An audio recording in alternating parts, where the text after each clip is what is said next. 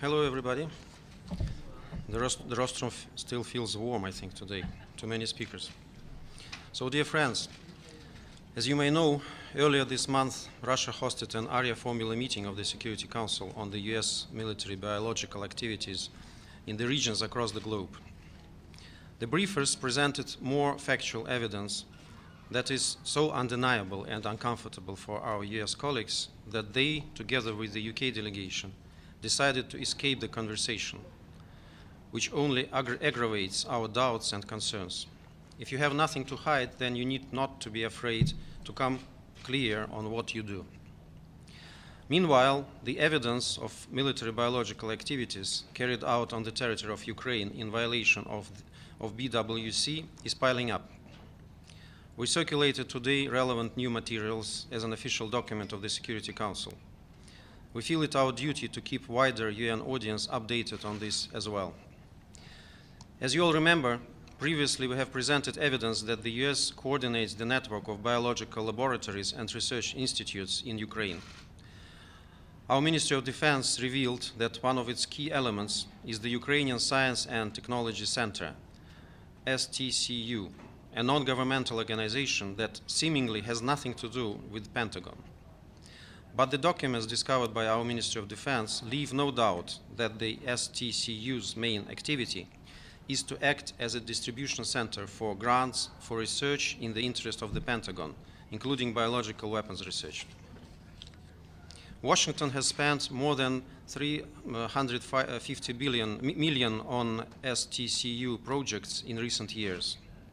The sponsors of the STCU are the Department of State and the Department of Defense, as well as the Environmental Protection Agency, the US Department of Agriculture, Health and Energy.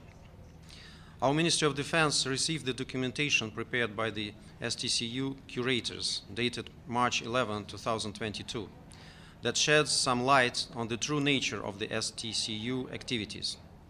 In particular, it admits that the Ukrainians who worked for the US-curated research institutions are experts in the development of biological, radiological, chemical, and nuclear weapons, and their means of delivery, who had to relocate and now need financial support. It means that Washington actually acknowledges Ukrainian experts' work on the development of weapons of mass destruction, as well as their means of delivery, and considers it appropriate to continue funding them. Last time I have dropped to you some names of the US officials who were involved in the military biological programs in Ukraine. Let me add to this list more names. The position of STCU Executive Director is held by Bieladzaj Cortis Michael, a US citizen who has worked in Ukraine since 1994. The European Union Chairman of the STCU Board is Meyer Eddie Arthur. The US Chairman is Phil Dolev, who is the former State Department Deputy Assistant Secretary for International Security and Weapons of Mass Destruction Non-Proliferation Programs. Documents received by the Russian Ministry of Defense confirm STCU's ties to the US military department. They include a formal recommendation from the US State Department endorsing the STCU's cooperation with the Pentagon's main contractor, Black & Veatch. As shown by the correspondence, Matthew Weber, the company's vice president, expresses the willingness to work with the STCU on ongoing military biological research in Ukraine. Between 2014 and 2022, the Ukrainian Science and Technology Center implemented 500 R&D projects in post-Soviet space. The US supervisors were primarily interested in dual-use research. I would like to draw your attention to the project 3007, monitoring of the epidemiological and environmental situation regarding hazardous diseases of aquatic origin in Ukraine. The Ukrainian specialists, supervised by American scientists, regularly collected water samples in a number of major Ukrainian rivers, including the Dnieper, Danube, and Dniester, as well as in the North Crimean Channel, to determine the presence of particularly dangerous pathogens, including cholera, typhoid, hepatitis A and E pathogens, and draw conclusions about their possible waterborne spread. The project assessed the ability of the selected samples to bring damage and deposited their strains in a collection and subsequently exported them to the USA. The natural question here is, for what purpose? why would the US need a collection of dangerous pathogens that can spread in the Ukrainian rivers? If you look at the map of Ukrainian water resources, you will see that the same results of such research could be used to trigger a biological catastrophe not only in the Russian Federation, but also in the Black Sea and the Sea of Azov regions, as well as in the Eastern Europe, Belarus, Moldova, and Poland. I would like to recall that concerns about Washington's military biological activities are aggravated by the fact that, contrary to its international obligations, the US has retained norms in its national legislation that allow for the military biological research. When ratifying the 1925 Geneva Protocol, the United States made a number of reservations, one of which allows for the retaliatory use of chemical and toxin weapons. Under the US Federal Unity and Cohesion Against Terrorism Act, research into biological weapons is permitted upon the approval of the US government. Participants in such research are not criminally liable for developing such weapons. The US administration is implementing the principle that domestic law takes over international law in this area, while most ethically controversial research is conducted outside national jurisdiction. There are horrible examples of that. In the course of the special operation in Ukraine, it was established that the US scientists from a laboratory in Merefa, Kharkov region, were testing potentially dangerous biological drugs on patients of the Regional Clinical Psychiatric Hospital No. 3 in Kharkov between 2019 and 2021. Persons with mental disorders were selected for the experiments on the basis of their age, nationality, and immune status. Special forms were used to record the results of 24-hour patient monitoring. The information was not included into the hospital database, and the staff of the medical institution signed a non-disclosure agreement.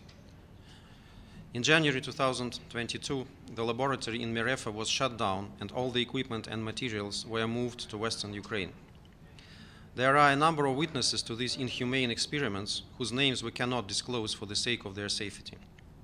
However, this is the illustration how the US in reality approaches the human rights issue and how it ranks the people in Ukraine lower than the US citizens, turning them into guinea pigs in the Pentagon-led biological experiments.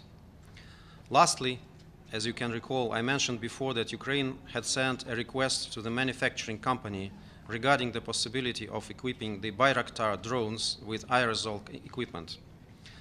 On March 9, 3 unmanned aerial vehicles equipped with 30-liter containers and equipment for spraying formulations were detected by the Russian military forces in Kherson region. Also, in January 2022, Ukraine reportedly purchased through intermediaries more than 50 such devices, which can be used to apply biological formulations and toxic chemicals. There are very alarming discoveries which confirm that the risks of staged provocations with the use of biological and chemical substances by the Ukrainian regime and the nationalist groups are very high. We urge the world to stay alert to this warning. Our Ministry of Defense will continue to analyze the evidence of the US military biological activities on the territory of Ukraine and a wider scope. Stay tuned, we will keep you posted. Call for a 4-day humanitarian pause or ceasefire around the Orthodox Easter holiday? Well, of course, it's much above my payroll to decide such things. So such things are decided in Moscow by the Ministry of Defense. Personally, I'm a little bit skeptical because I know how it worked before. We were declaring these ceasefires, we were declaring humanitarian corridors, and they were either not used by Ukraine or they were used for some mean purposes for staging some kind of provocations like Bucha provocation, for sheltering, for shelling civilians and other very criminal stuff. So I really don't know what's the point of entering in the game with Ukrainians on such issues. But again, it's not up to me to decide. Martin Griffith said yesterday that the ceasefire is not a priority for the Russians. And that the Ukrainians are very cooperative for the humanitarian ceasefire. Any comment on that? Is Martin Griffith Russian? So how can he decide if it's a priority for us? I know, but he's not Russian. He can't say what is priority for us or not. We're declaring humanitarian corridors every day. We're declaring ceasefires every day. We did it even today in regard to this Azovstal plant in Mariupol, but the Ukrainian side doesn't use it. They neglect all these appeals. So it's in any case, in case of Ukrainians, it's rather a game than a real serious engagement in ceasefires and humanitarian corridors. Okay? The rest in my statement. Thank you.